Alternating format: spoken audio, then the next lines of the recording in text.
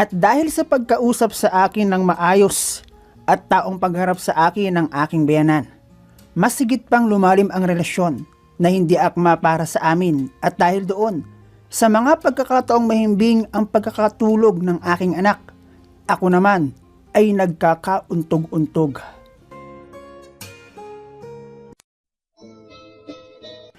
Hello guys and welcome dito sa Kasgul TV. At syempre, kung ikaw ay bago dito sa aking channel at trip mo ang ganitong klase ng kwento, palike and subscribe naman dyan.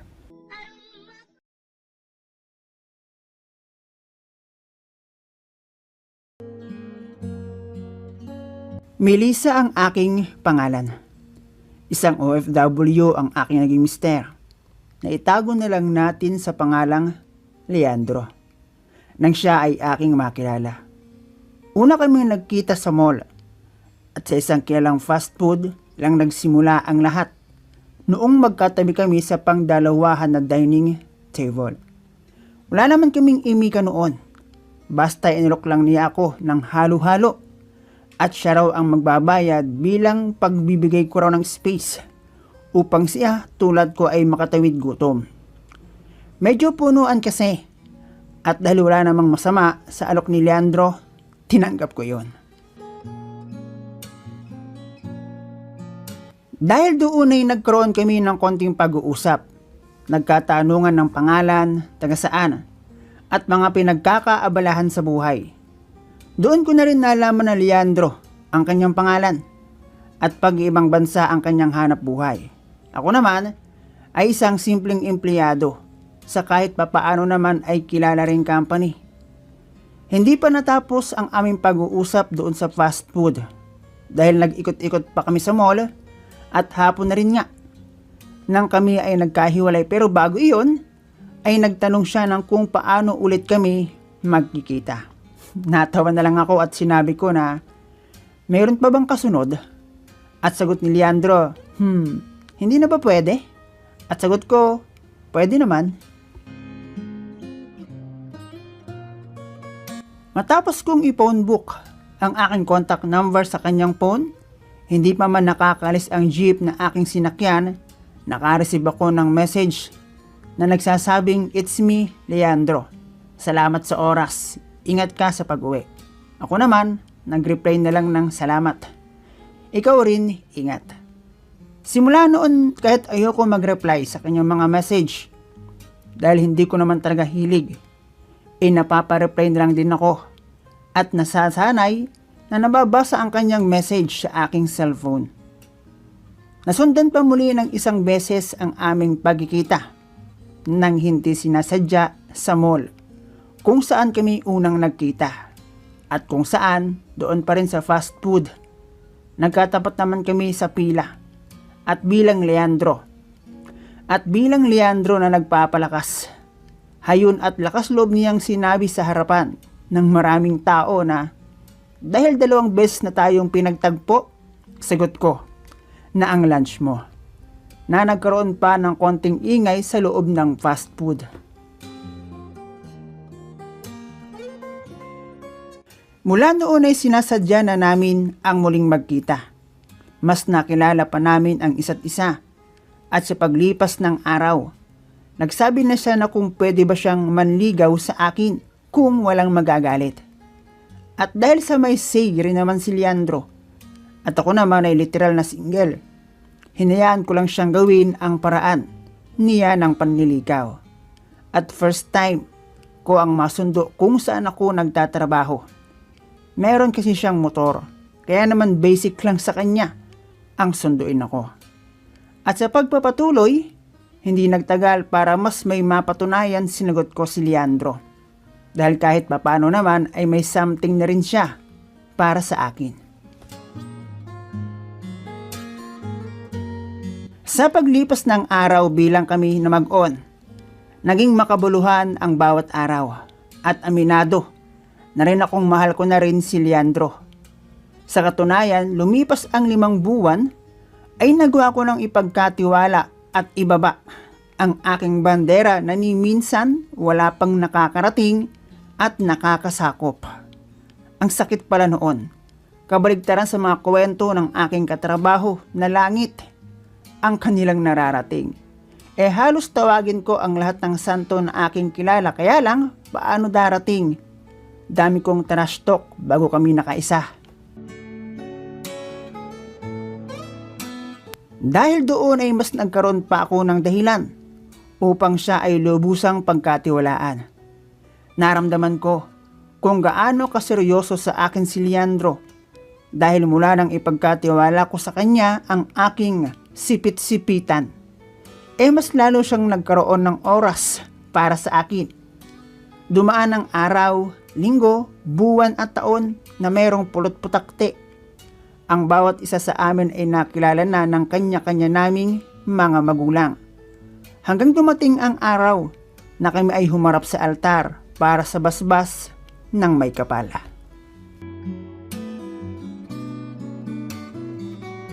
Maayos ang aming naging kasal na dinaluhan ng tigkabila naming partido at ang aming pulot gata na naging malagkit sa Baguio namin sinimulan at sa Boracay tinapos.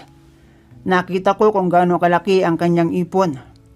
Bunso ang aking asawa sa 3 magkakapatid at lahat ng iyon pamilyado. At dahil bunso ang aking mister, sa bahay ng kanyang magulang, aking biyenan, ako nanirahan. Maluwag naman dahil halata naman na may kaya ang kanyang pamilya. Hanggang sa muli ay nagkaroon si Leandro ng 2 taong kontrata ang aking mister sa Qatar. Pero ang aming pinagsaluhan matapos ang aming kasal at ang mga nagdaang araw na nasa Pinas pa si Leandro, hindi nagbunga. Bagay na kapwa namin inasahan. Pinalakas naman ang aking biyenang babae ang aking loob at sinabing marami pa namang pagkakataon at marahil raw ay talagang hindi pa ipinagkaloob sa amin. Nakaka-stress din dahil ang bigyan ng anak si Leandro ang alam kong isa na magpapasaya sa kanya. Hindi naman napigilan noon ang aming relasyon bilang bagong mag-asawa. Halos araw-araw pa rin kaming nag-uusap at nagkikita ni Leandro gamit ang cellphone. At syempre, danas rin namin na hanapin ang pangangailangan ng isa't isa gamit ang cellphone bilang mag-asawa. Hindi naman hassle dahil may sarili naman akong kwarto. Sinabi ko lang na iwasan niya ang mag-save ng kung ano-anong larawan na po pwedeng magbigay ng iskandalo sa amin. Hanggang sa dumaan sa matinding pagsubok ang aking mga biyanan. Nagkaroon ng malubhang karamdaman ng aking biyanang babae. Hanggang sa bawian siya ng buhay at emergencing pag-uwi ng aking mister ng Pinas. Naging mahirap ang sitwasyon bago kami iwan ng aking biyanang babae. Dahil ako ang madalas na kanyang kasama sa ospital. At maging pinansyal nagkaroon kami ng problema. Hanggang sa ang sumbatan na hindi may iwasan sa magkakapatid ni na mister ay talagang hindi na iwasan. Sa paglisa ng aking biyanang babae, sa pag-uwi ng aking mister, sa wakas ay nagbunga ang aming muling pagtutuos. Confirm, 2 months matapos niyang bumalik ng Qatar, good news para sa akin. Sa aking mister at sa aking biyanang lalaki. Sad, dahil hindi na inabot ng aking biyanang babae ang kanyang apo sa bunsong anak at nag-iisang lalaki sa magkakapatid. At dahil sa pagkawala ng aking biyanang babae, ang aking biyanang lalaki at ako ang naging magkasama sa bahay. Siya ang aking kasama sa pagpapacheck up. Madalit sabi, ay siya ang naging tagapag-alaga sa aking kalagayan. Nakakahiyaman pero siya ang naglalaba ng aking mga damit dahil naging mahirap ang aking pagdadalang tao. Okay lang naman daw sa aking biyanan, lalo't kailangan daw talaga niya ng mapagtutuunan ng pansin para kahit paano makalimot, makamove on siya sa pagkawala ng kanyang long-time partner na asawa. Simula nang mawala ang biyanan kong babae, at muling pagbalik ng aking mister sa ibang bansa. Halos matalupan ako sa hiya sa tuwing makikita ko na ang aking biyenan ang gumagawa ng mga bagay na dapat ay ako. Gawaing bahay. In short, siya na talaga ang nag-aalaga sa akin. Hindi ko naman kasi expected na ganoon magiging kahirap ang aking pagdadalang tao. Maging sa pagkain ay pili ang tinatanggap ng aking sikmura dahil madalas na isusuka ko lamang. Nakikita ko rin naman na awang-awa ang aking biyenang lalaki sa aking kalagayan. Wala namang magawa ang aking mister dahil nasa malayo siya. Naisip na rin namin magpapunta ng kahit pamangkin. Pero ang aking biyenan ang nagsabing siya na ang gagawa para maaliw naman siya. Yun naman raw ay matatapos din.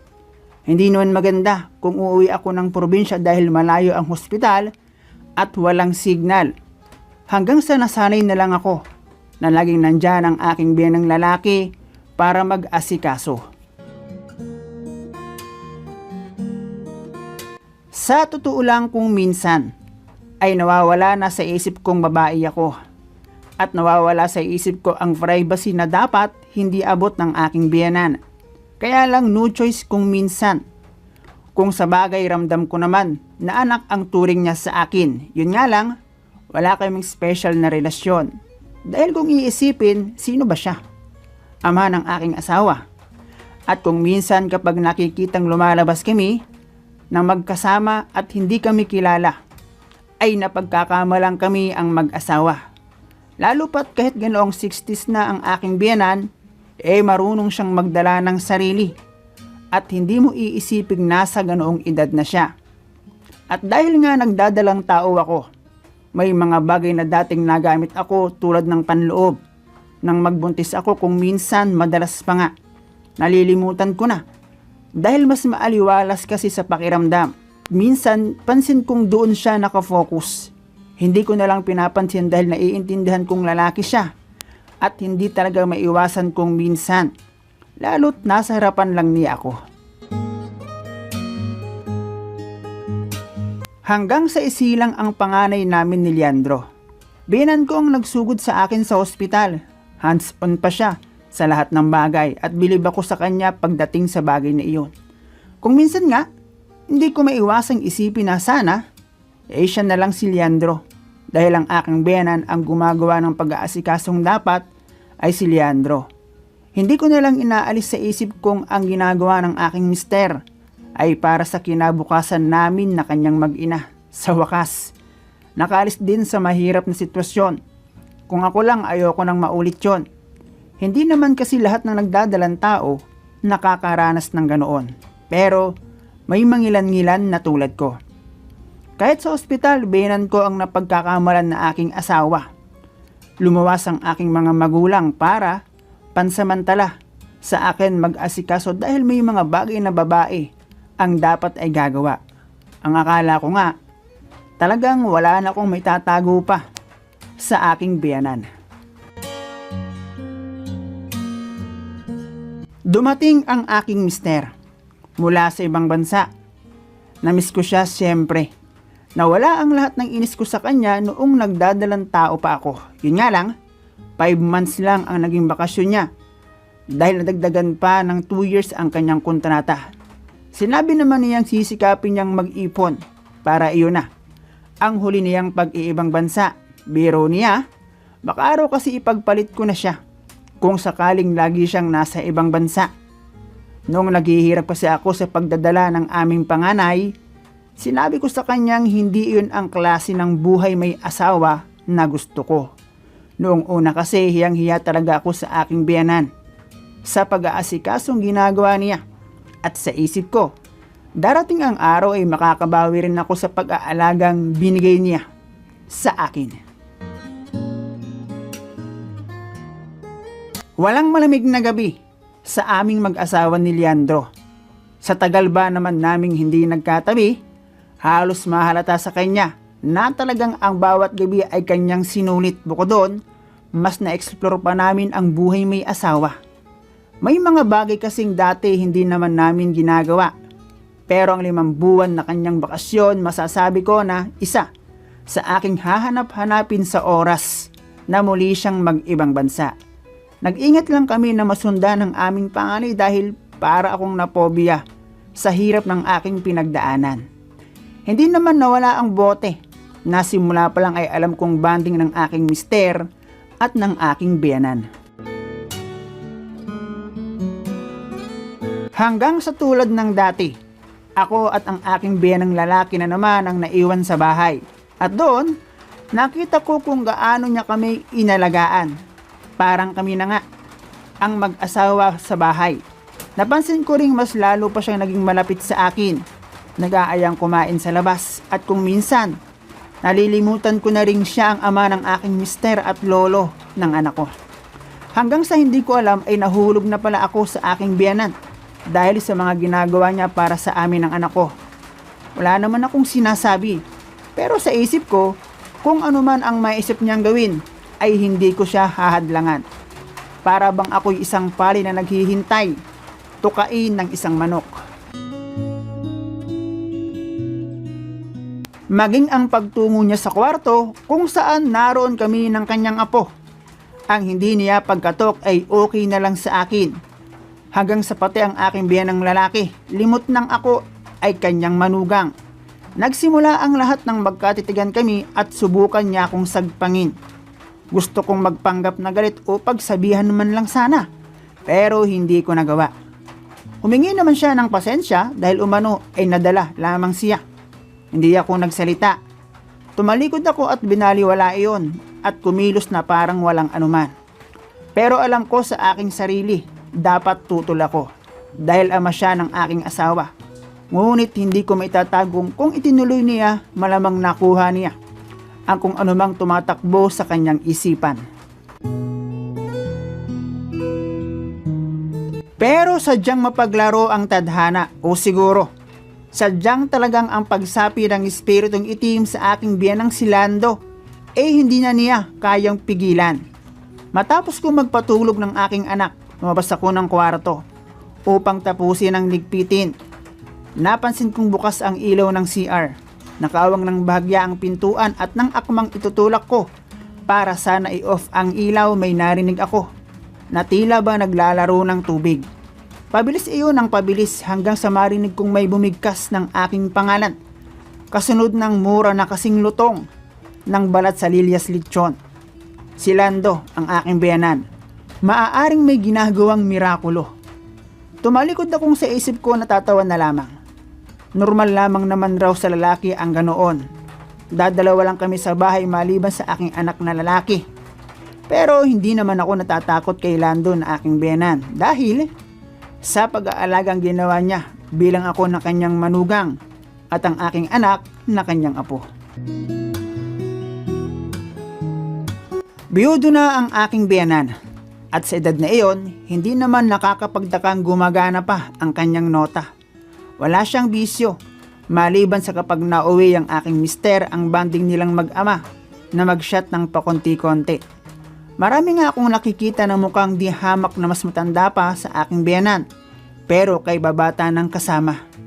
Pero isang bagay lang ang aking sigurado, malaki ang panggiba, ang kabrang taglay ng aking biyanan. Napansin ko iyon isang beses ng aksidenteng magkasalubong kami. Isang linggo matapos ihatid sa huling hantunga ng aking biyanang babae.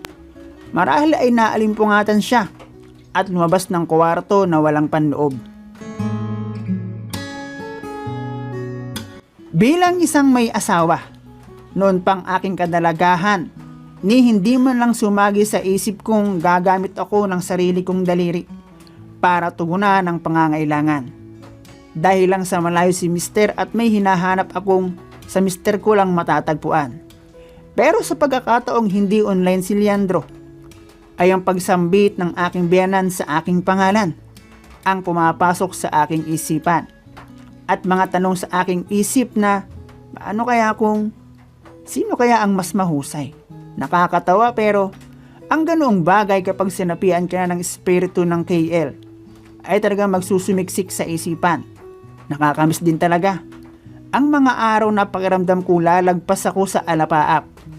Ang mga tunog na para bang merong nagpapalakpakan sa loob ng aming kwarto at ang pagod Nadaig pa ang hinabol ng 10 butiki matapos ang aming bawat pagtutuos. Pero sadyang mapaglaro ang tadhana. Umabot kami ng aking biyenan sa puntong tila ba wala na kaming mapagpilian. Hindi na ako nakaiwas dahil alam ko sa aking sarili na iyon din ang aking hanap. Ang hirap iwasan ng bagay na alam mo sa iyong sarili, iyon din ang hinahanap mo. Hinayaan kong gamitin ng aking biyenan ang lagusan na dapat ay para lang kay Leandro. Nadala na ako nang simulan niya ang pasakalye. Ang unang pagkakataon na mayroong nangyari sa amin. Tanghali iyon. Pagkatapos kong maglaba, marahil ay nagmukha akong ulam sa kanyang paningin dahil basa ako ng kanyang makita. Matapos ang lahat ng iyon, ay hindi ko alam kung paano ako haharap sa aking biyenan na si Lando. Ang isa pa, ang aking asawa na aking pinagtaksilan. Paano ako? Paano ang anak namin kung sakaling malaman iyon ni Leandro? Pero dahil nasa iisang bahay lang kami, kinausap ako ng aking biyenan na walang ibang dapat makaalam ng lahat maliban sa aming dalawa. Bagay na kahit papaano ay nagpagaan ng loob ko na hindi ko alam ay mas tutungo pala sa mas mahirap na sitwasyon at papabor sa aking biyenan sa kadahilan ng higit akong nagtiwala at naging kampante na magiging okay lang ang lahat dahil pareho kami na gustong mapanatiling lihim ang lahat. Pero sa sitwasyon na iyon, ako lang ang higit na talo. Dahil siya ang aking biyenan, ang higit na may pakinabang sa aming dalawa. Matapos ang unang beses na araruhin ng aking biyenan na si Lando, ang bukid na pagmamaykan niya ni Leandro na aking asawa, kinausap niya ako ng masinsinan tungkol doon. At ipinaliwanag niya sa akin na bukod sa aming dalawa dapat ay walang ibang makakaalam ng nangyari. Ayon pa sa aking biyenan, hindi raw niya gusto ang nangyari pero hindi niya raw kasi manugang ang kanyang tingin sa akin. At sa bagay na iyon ay wala naman raw akong dapat ikatakot. Wala naman raw siyang planong agawin ako sa kanyang anak na si Leandro o ni sirain ang aming binuong pamilya o ni ang relasyon nilang mag-ama. Pero sa pagkakataong dadalawa kami sa bahay, ay hindi raw niya hawak ang bawat oras. Lalo't katulad kong may asawa. May pangailangan din raw siya na sa isa't isa ay kapwa namin matatagpuan. At doon ay hindi ako nakaiwas. Nang tanungin niya akong nagustuhan ko rin naman raw ang ginawa namin. Kaya wala sa amin ang dapat sisihin sa halip ay kailangan raw namin ang magtulungan. Magkaroon ng tiwala sa isa't isa hanggat kami ang nasa iisang bubong. Para anuman ang maging susunod pa, walang ibang dapat makaalam. Kahit naman papaano ay nawala ang pangamba sa aking isip dahil sa pagpapagaan niya ng loob ko. Pero alam ko sa aking sarili, wala akong lulusutan sakaling mag-amok ulit si Lando. Sa pagpapatuloy ng araw na kami ay nagkakasalubong sa bahay, lumalabas kasama ang aking anak para ipa-check up. Hindi talaga maiwasan na makarinig ako ng kung ano-anong bulungan na ganito at ganoon. Nawala naman raw ang aking asawa at nasa ibang bansa. Baka raw ang aking anak ay hindi kay Leandro kundi sa aking biyenan na si Lando. Hindi ko naman pinapatulan dahil alam kong wala naman silang alam sa nangyayari at ayoko nang mag-correct sa kanila. Bagay na naisip ko ring hindi imposible sa mga darating na buwan. Kung sakaling mag-amok ulit ang aking biyenan at hindi kami mag-ingat, baka nga ang susunod hindi na kay Leandro kundi sa aking biyenan. At iyon, ang tuluyang ikakasira ng aming pamilya. At gaya nga ng aking inasahan, natulog akong walang iniisip na problema. Dahil kakatapos lang namin mag-usap ng aking asawa sa cellphone at may isang buwan na rin ang lumipas mula ng panghimasukan ng aking biyenan, ang hindi niya teritoryo. Malakas noon ang buhos ng ulan. Namiss ko ang aking asawa sa ganoong pagkakataon at dahan-dahan kung ipinikit ang aking mga mata. Nang magising na lang akong may lumalamutak Ang akala ko nga ay ang aking panganay para sa gatas, pero ibang pagkagutom naman yata iyon. Dahil hindi lang bastang bumper, kundi pati ang ilalim ng makina ay kanyang ginugulo. Walang ibang gagawa noon. At doon mismo katabi, ang aking anak na mahimbing ang tulog ay pumasok na parang magnanakaw. Ginalugad at hinalo na parang gumagawa ng halayang ube. At dahil hindi makabuelo, sinabi ni Lando na sa kusina namin tapusin. Bahagya akong napamiyaw dahil sa kanyang pag-aluwas. At sa kusina, itinuloy ang hindi natapos na paghahalayang ube. At sa kahit na paanong plastada, ay nagkauntog-untog.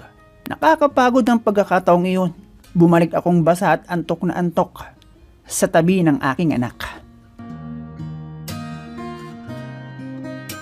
At simula nang matapos ang gabing iyon, ay hindi ko na tuluyan pang naawat si Lando sa kung papaano niya sinasangkot sa ang peanut na para lang sana kay Leandro. Hulog na ako at hindi ko naman magawang iwasan. Nasasaktan ako kapag kausap ko ang aking asawang si Leandro, lalo na kapag naririnig ko ang sinasabi niyang ang lahat ng kanyang pagsakripisyong ginagawa ay para sa kinabukasan namin na kanyang mag-ina. Sisikapin raw niyang bumawi matapos ang 2 taon pang kontrata. At lahat ng panahong wala siya sa tabi namin na kanyang mag-ina ay babawiin niya. Hanggang sa ang lahat ng konsensya ay dumarating na lang sa akin kapag kausap ko ang aking mister. Naging tuluyan akong manhid ng dahil sa pansariling pangkagustuhan. Dahil kapag hindi ko naman kausap ang aking mister, nagiging normal ulit ang lahat. Hanggang sa tuluyan na kaming machismis sa lugar namin. Naisip ko naman na kung papatulan ko, lalabas lang na kami ay guilty. Ayaw ko rin namang masira ang reputasyon ng aking biyenan sa lugar namin, kaya naman, iniiwasan namin ang magsabay kapag lalabas ng bahay at pagsapit ng gabi. Katulad noong bumalik si Mister, ang araw na kararating pa lamang ni Leandro, ang aking biyenan na si Lando naman ang gumagawa.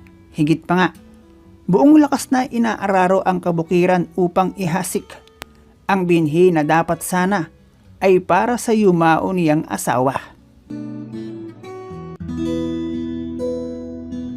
At kung gaano namin na-explore ng aking mister ang gawain para sa buhay may asawa, sa aking palagay, ay mas nahigitan pa namin iyon ng aking biyenan na si Lando.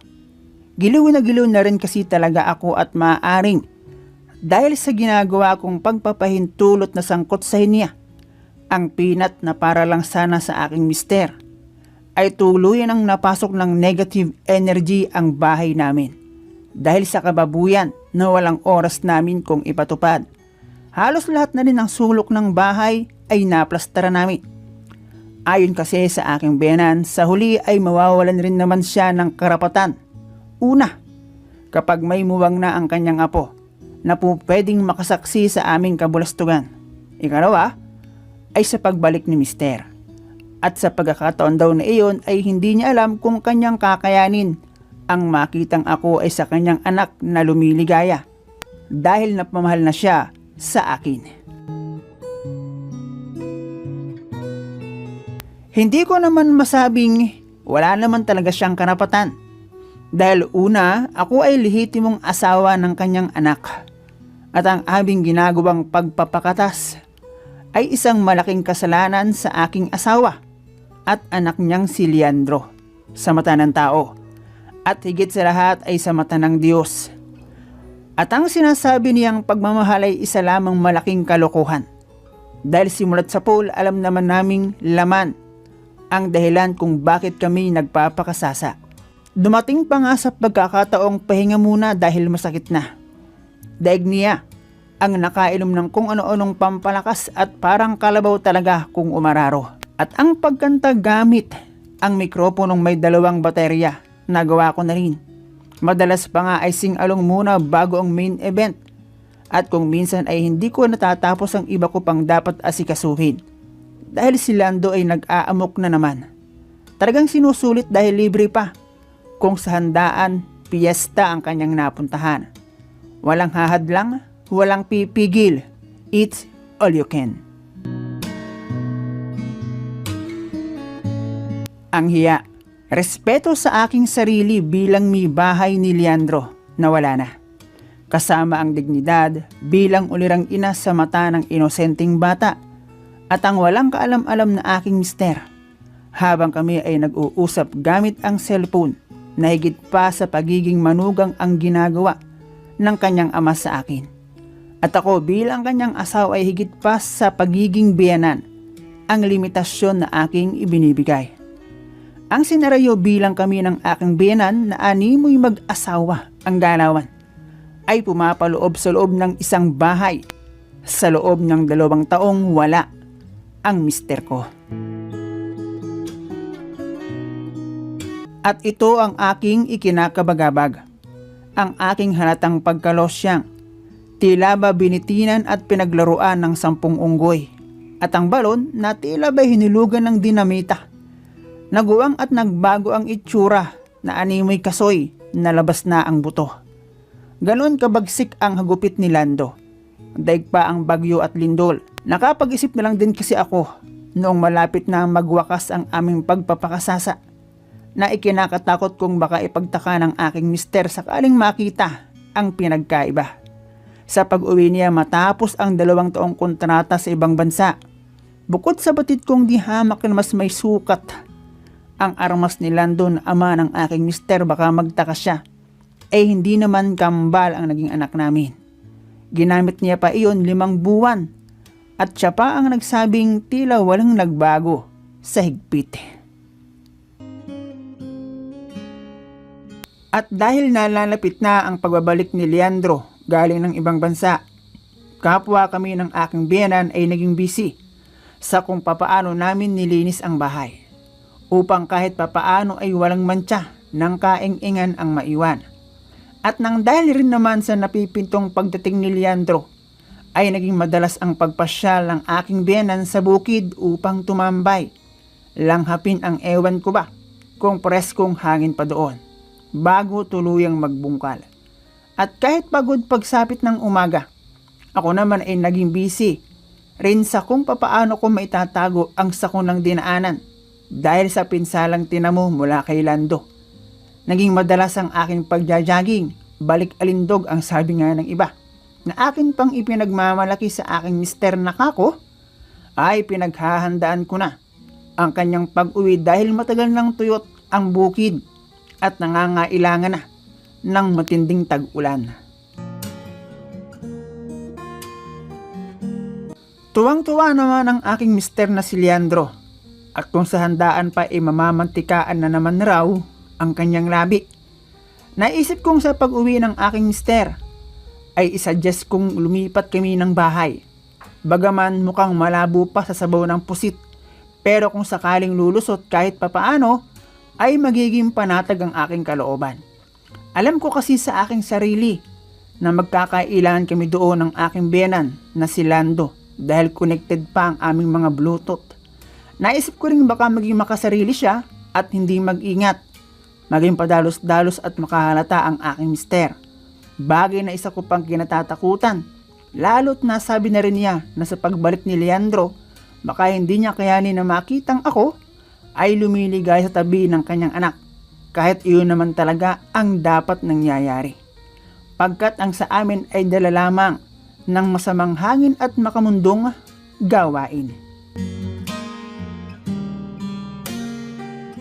Pinilit kong ilayo ang aking sarili sa aking biyanan na si Lando. Kalimutan ang kung ano mang meron sa amin. Naglalak na rin ako ng pinto ng kwarto, bagay na agad namang nahalata ni Lando. At naging dahilan naman ng agaran niyang pagkausap sa akin. Aniya, wala pa naman raw si Leandro. Bakit gano'n na raw ako kung maghigpit sa kanya? Na para bang nagiging simula na ng kanyang panunumbat sa akin. Kinabahan ako sa puntong iyon. Kaya naman sa ayaw ko at sa gusto niya, sa pagkakataon na iyon, ang aking biyanan na si Lando ang nanalo. At dahil sa aking pakiramdam ay magiging sagabal na ang aking biyanan sa aming mag-asawa.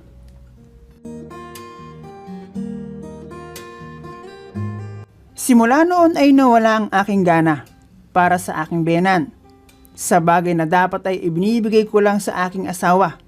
At ang bagay na iyon ay nahalata rin ni Lando. Bakit daw ganoon? Porkit daw ba uuwi ng aking asawa, nawawalan na ako ng gana sa kanya. Ang ikalawang beses na para bang nanunumbat na siya sa akin. Kaya naman kahit ayoko nang gawin, napipilitan akong gumawa ng mga bagay na hindi ko na gusto. Oo, dati pero lahat pala nagbabago. Lalo na kapag meron kang iniingatan. Ani Lando, iyon na nga lang daw ang hiling niya sa akin. Sa kabila ng mga bagay na ginawa niya para sa akin, pagkakitan ko pa raw ba siya? Na para bang may utang na loob ako sa kanya. Ang ikatlong beses na nanunumbat na siya sa akin. Sinabi kong hindi ko naman nalilimutan ang lahat ng iyon. Kaya nga kami umabot sa puntong ipinagamit ko sa kanya ang lahat. At nagtiwala ako sa kanya kahit na alam kong mali. Pero sana naman ay intindihan niya ako. Dahil ayokong masira ang pagiging mag-asawa namin ni Leandro na kanyang anak. At sukat kong akalain na sabihin ng aking biyenan, kami na lang raw ang magsama. Natigilan ako, bagay na hindi ko inaasahan mula sa kanya. Pinilit ko ang maging masaya habang nakikipag-usap sa aking mister gamit ang cellphone. Kahit ang nasa likod ng mga ngiti na aking ginagawa ay ang agam-agam na baka pag uwi ni Leandro magkalat ang aking biyenan. At ang pagkakataong iyon ay hindi ko alam kung paano ko ipapaliwanag. Nagpatuloy ang pagkalkal ng aking biyenan sa pagsasangkot sa pinat na para lang sana kay Leandro. Sinusubukan kong ibalik ang dati noong nagsisimula pa lang kami ng aking bayanan. Pero sadyang hindi ko na kaya. At doon ko rin na-realize. Kaya ko lang ginagawa iyon ay para lunasan ang pansariling pangangailangan at para palitan ang mga kabutihan ng aking biyenan. Bagay na isang malaking pagkakamali ang makipagkasundo sa ganoong kasensitibong bagay sa kasama mo lang sa bahay. Sinabi ko ang totoo na ayoko na at kung pwede ay tumigil na kami sa ganoong bagay, pero labis akong nashock nang ipakita niya sa akin ang video na kami ay magkasamang gumagawa ng bagay na hindi akma sa amin bilang magbiyenan. At sa oras na magkamali ako, natablahin siya. Aalis siya kung sakaling palayasin ng kanyang anak, pero sisiguraduhin raw niyang hindi lang siya ang mapapalayas sa bahay. At nang dahil doon, halos masiraan ako ng ulo. Ano ba itong gulo na aking napasukan? Tanong ko sa aking sarili. Nakiusap ako na kung maaari, gagawin ko ang lahat. I-delete lang niya ang video at huwag ipapalam sa aking mister o ni ikakalat. Sinabi ko pang hindi lang naman ako ang masisira ang pamilya, pati sila ni Leandro at sa mga nakakakilala sa amin. Pero sa bagay na iyon ay wala naman raw siyang pakialam. Matanda na raw siya. Kaya kung gusto ko raw na maging tahimik ang buhay at manatiling buo ang pamilya namin ni Leandro, sumunod na lang ako sa mga gusto niya o pareho kaming mawawalan at mawawasakan ng pamilya. Hindi ako sumagot, napayak na lang ako at nasabi na wala namang ganyanan. Naibigay ko na ang lahat sa kanya, pero bakit sa kabila noon ay ayaw pa rin niyang bumitaw? Tapos na tayo, ang sabi ko pa. Pero ang naging sagot lang niya sa akin, hindi pa raw siya tapos. At hanggat nangangailangan ng poste sa silangan, may obligasyon pa raw akong dapat ibigay sa aking biyenan. At wala raw siyang pakialam mag-asawa man kami o hindi. Nasimulan na raw namin kaya dapat sabay naming tatapusin. At dahil hindi pa raw siya tapos, dapat pa rin akong sumabay sa agos. Pero mahirap talagang gawin ang bagay na labag sa iyong kalooban. Hindi ako sumuko, gagawin ko ang lahat para manatiling buo ang aming pamilya. Oo, nagkamali ako. At kung ano man ang magiging kapalit ng aking pagtataksil, tatanggapin ko. At kung kinakailangan dalawa ang gumamit sa akin, tatanggapin ko. Total, hindi rin naman aabot sa ganoon ang lahat kung hindi ko ginusto. At dahil may hawak na panlaban ng aking biyenan, kailangan ko ang maging mabait sa kanya para hindi siya abuti ng saltik sa ulo. Magpapanggap akong masaya sa kung anuman ang maisipan niyang ipagawa. Hanggang sa dumating na nga ang araw ng pag-uwi ni Leandro. Ako, ang anak namin ni Leandro, ang aking biyenan na si Lando, magkakasamang sumundo sa aking asawang si Leandro. Naging masaya ang muli naming pagkikita. Hanggang makauwi kami sa bahay ay wala naman akong mapansing hindi tama sa pagkilos ng aking biyenan. Madalang rin niya akong kausapin. Sa paglipas ng oras, habang nasa kwarto ang aking mister at ako naman, ay nasa kusina para maghanda ng aming hapunan. Lumapit ang aking biyenan at sinabing, "Mahal kita, Melissa. Higit pa sa pagiging manugang. Basta maibigay mo ang aking gusto, ay mananatiling lihim ang ating sikreto." Nagpanggap akong masaya at sumagot ng makakaasa ka. "Maraming salamat." Pero sa kabila noon ay takot at hindi kapanatagan ang aking naramdaman. Sa pagsapit ng dilim ay sabay-sabay kaming naghapunan. Inalis ko sa isip ko ang kung anumang namamagitan sa amin ng aking biyenan at kumilos akong normal lang ang lahat. Pati nasa kung paano ko itrato ang aking biyenan na si Lando. Oras na para sa muli naming pagtutuos ng aking mister at 2 years. At alam ko sa aking sarili na namiss ko talaga siya. Dahil siya ang dahilan kung bakit pumayag akong makasal at magkaanak sa kanya. Pero ang pagkakataong bago kami pumasok ng kwarto ay sinuggest ng aking biyenan na sa kanya na muna matulog ang anak namin para hindi umano makasagabal. At lakas loob pang sinabi, baka naman pwedeng magkaapo naman raw siya ng babae. At doon ay napahalakhak si Leandro. Sabay sagot ng hayaan mo pa at tiyan ang matutupad. Ganoon na nga ang nangyari dahil close ang aking anak na si Kian J sa kanyang lolo. Kaya wala talagang magiging sagabal para sa amin ni Leandro. At nang dumilim ang paligid, maganda naman ang aming naging simula. Newlywed ang datingan. Malulutong na animoy special na chicharon. May video okay pa ang aming party. At ibinigay ang buong husay sa pagkanta. Tila nag-concert na may buong ganap. Naging normal ang lahat hanggang sa dumating ang pagkakataong gusto ng ilan. Pero hilig ng karamihan. Nakahalata si Leandro. Natigilan, nagtaka at nagtanong pa. Pero sinundan niya ng salitang hindi bale. Meron akong susubukan. At doon ay nawindang ang aking buhay. Maling ruta ang kanyang dinaanan, wrong send mga idol, prank gone wrong ika nga. Lagnat ang aking inabot kinabukasan. Para akong binangungot at hindi maganda ang aking naging umaga. Pagpapatuloy. Muling sumapit ang umaga. Maganda ang umaga pero ako. Hindi naging maganda ang aking naging umaga.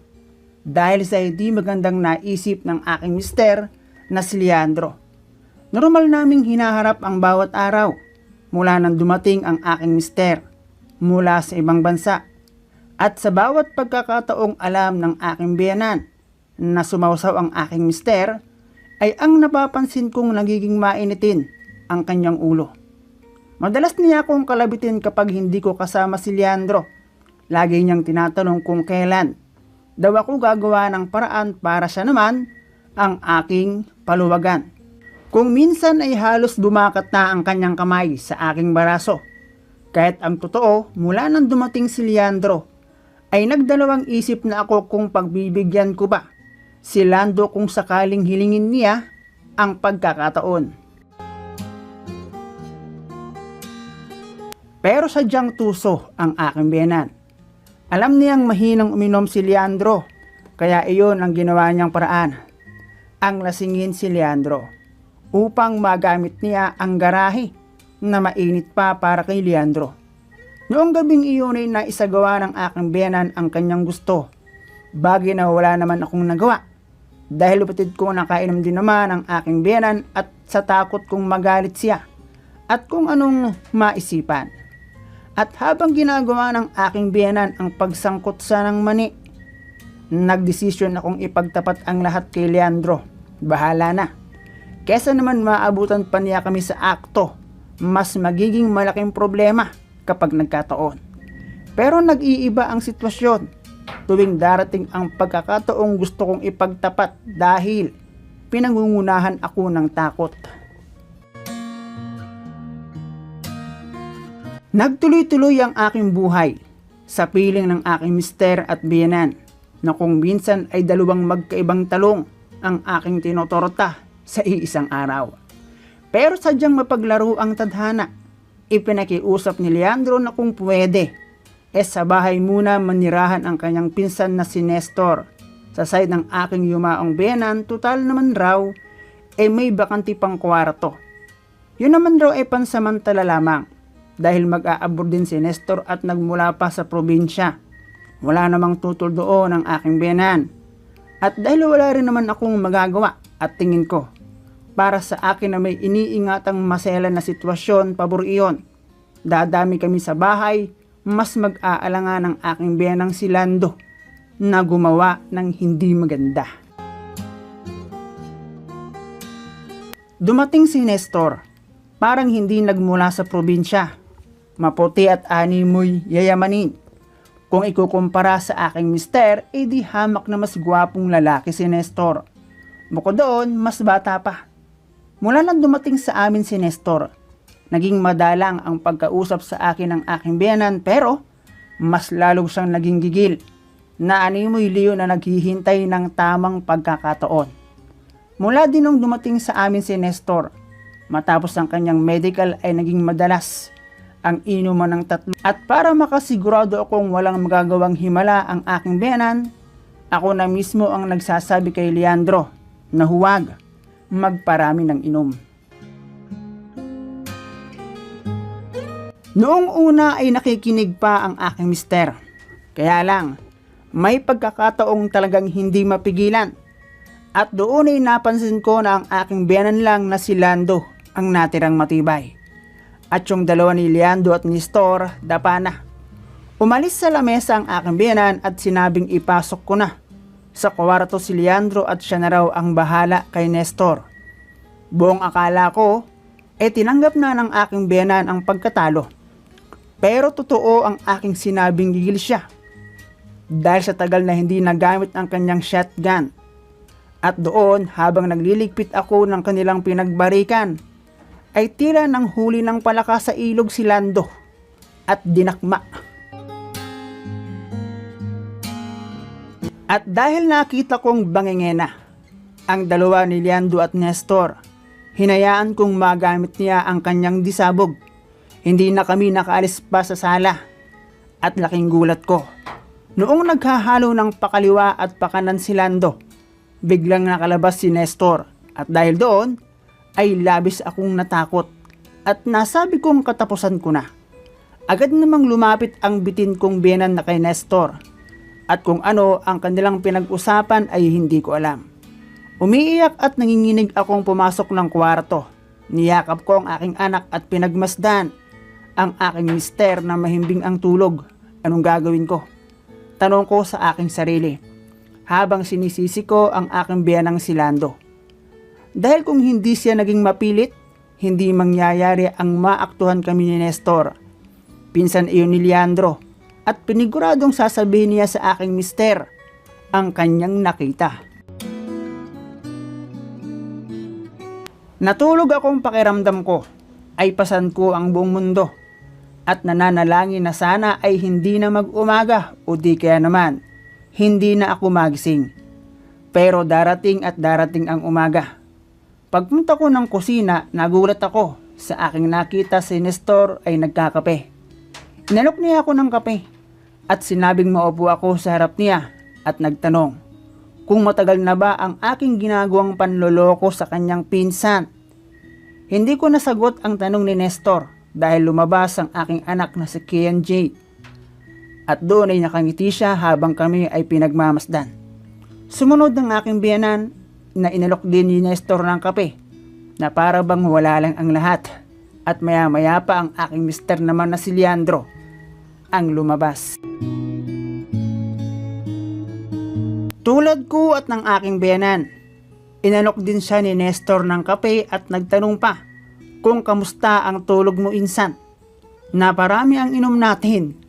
Para na akong nakakita ng nag-aasawang engkanto sa dami ng nainom. Habang ako at ang aking biyanan naman tahimik na para bang hawak sa leeg ni Nestor.